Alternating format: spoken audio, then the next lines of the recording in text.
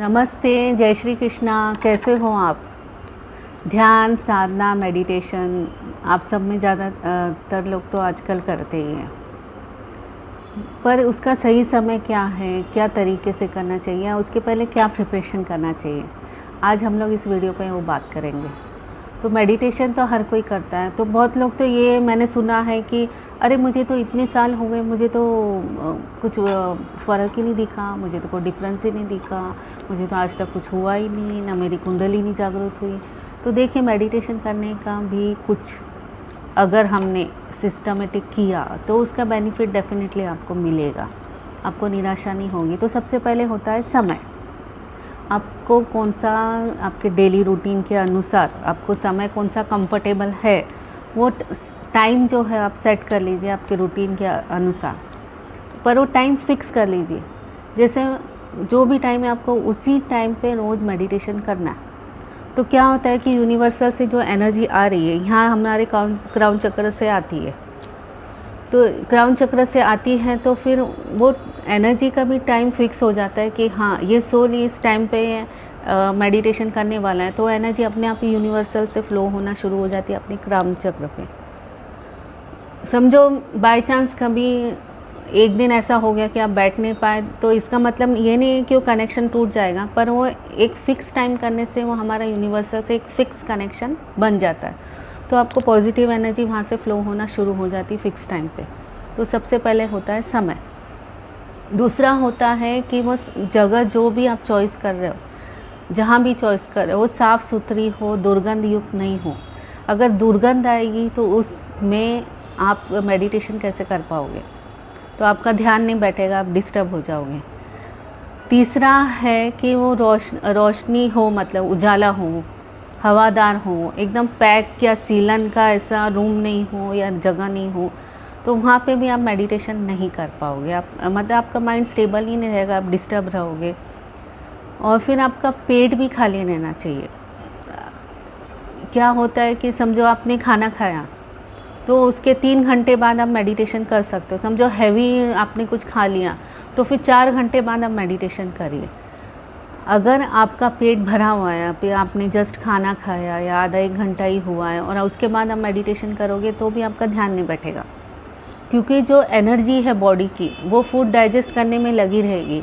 तो आपका मेडिटेशन में जो एनर्जी आनी चाहिए या एनर्जी फ़्लो होनी चाहिए वो नहीं हो पाएगी, क्योंकि एक हैवीनेस रहेगा ना बॉडी में। समझे ना आप?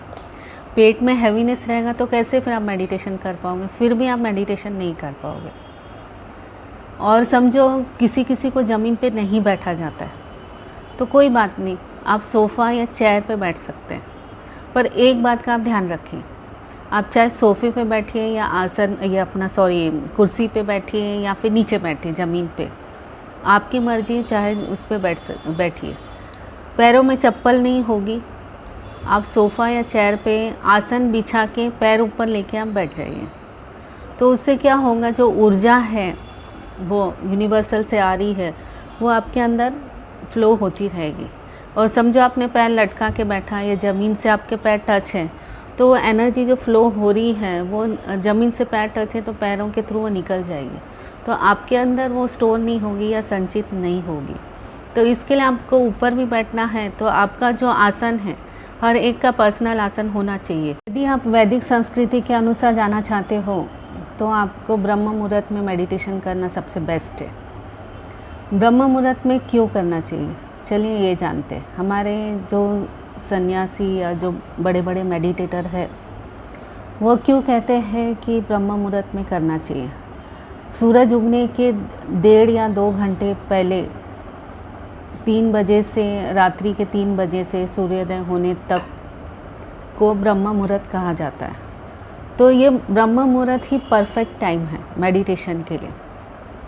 वो इसके लिए कि आप रात भर सोए रहते हैं, आराम किए रहते हैं, तो आपका माइंड भी रिलैक्स रहता है, आप फ्रेश फील करते हो। और मॉर्निंग का जो वातावरण है उसमें कार्बन डाइऑक्साइड भी नहीं होता है और 41% ऑक्सीजन भी मॉर्निंग में ज़्यादा होता है। तो इस समय हम लोग मेडिटेशन करते हैं तो हमको बेनिफिट ज़्यादा मिलता है, और हम लोग का मेडिटेशन भी बहुत डीप मेडिटेशन भी में हम लोग जा सकते हैं, ये भी होता है। और हेल्थ रिलेटेड भी बेनिफिट्स मिलते हैं। ये हम लोग ब्रह्म मुहूर्त में करते हैं, तो क्योंकि कार्बन डाइऑक्साइड हमारे लंग्स में कम जाता है, ऑक्सीजन ज़्यादा जाता है, तो हमको हार्ट वगैरह के लिए भी बेनिफिट मिलता है। और मतलब ऑक्सीजन ज़्यादा मिलने से ब्लड सर्कुलेशन अच्छा होता है, हार्ट मजबूत अच्छा होता है, ये पैरों में भी स्ट्रेंथ अच्छी आती है, और सुबह हमको एक मतलब अलग ही ऐसे खुशी लगती है, एकदम हल्का वातावरण रहता है, शांति रहती है। मॉर्निंग में जैसे नेचर के भी हम लोग करीब रहते हैं, बर्ड्स की आवाज़ आती रहती है, अलग अलग म्यूज़िक आती है, एकदम ठंडक रहता है वातावरण में। तो ऐसे वातावरण में मेडिटेशन करना भी बहुत अच्छा लगता है। और डीप मेडिटेशन में समझो आपको जाना है तो आप आर्टिफिशियल चीज़ों का सहारा मत लीजिए, जैसे कोई अगरबत्ती जला लिए या कोई सेंट लगा लिए, वैसा मत करिए। आप नेचुरल वे से, नेचुरल मतलब नेचर के करीब रह के, या फिर आप घर में कर रहे हो तो खिड़की ओपन कर दीजिए पूरी, और उसमें फिर आप मेडिटेशन करिए।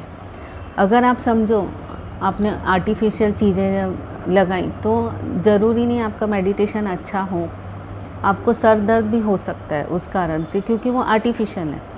इसके लिए अगर समझो आपको नेचुरल सुगंध चाहिए तो आप एरोमा ऑयल यूज़ कर सकते हो, और या देसी घी का दिया भी लगा सकते हो। देसी घी के दिए से क्या होता है, हमें ऑक्सीजन अच्छे से मिलता है, वो आप कर सकते हो। अगर आप चाहते हो कि आपको एरोमा ऑयल कौन सा यूज़ करें ताकि आपका मेडिटेशन अच्छा हो, तो मुझे नीचे कमेंट्स बॉक्स में ज़रूर कमेंट्स करिए और पूछिए, तो मैं आपको आंसर ज़रूर दे दूँगी कि कौन सा एरोमा ऑयल अगर आपने यूज़ किया तो उससे आप डीप मेडिटेशन में या एकदम रिलैक्स होकर अच्छे मेडिटेशन में, मतलब एक अच्छे साधक कैसे बन सकते हो, एक अच्छे मेडिटेटर कैसे बन सकते हो, ये मैं आपको बताऊँगी। तो ठीक है, आपको मेरा ये वीडियो कैसा लगा तो please like, share and subscribe ज़रूर करिए, और मेरे स्वहम चैनल को देखिए, ज़रूर से सब्सक्राइब करिए। इसमें मैं आपको स्पिरिचुअल, हेल्थ रिलेटेड अच्छे अच्छे वीडियोस देने की कोशिश करूँगी, और मुझे पोटेंशियल और एनर्जी मिलेगी आपने यदि मेरे स्वहम चैनल को सब्सक्राइब किया तो बहुत बहुत धन्यवाद, आपने मेरा ये वीडियो सुना। जय श्री कृष्णा।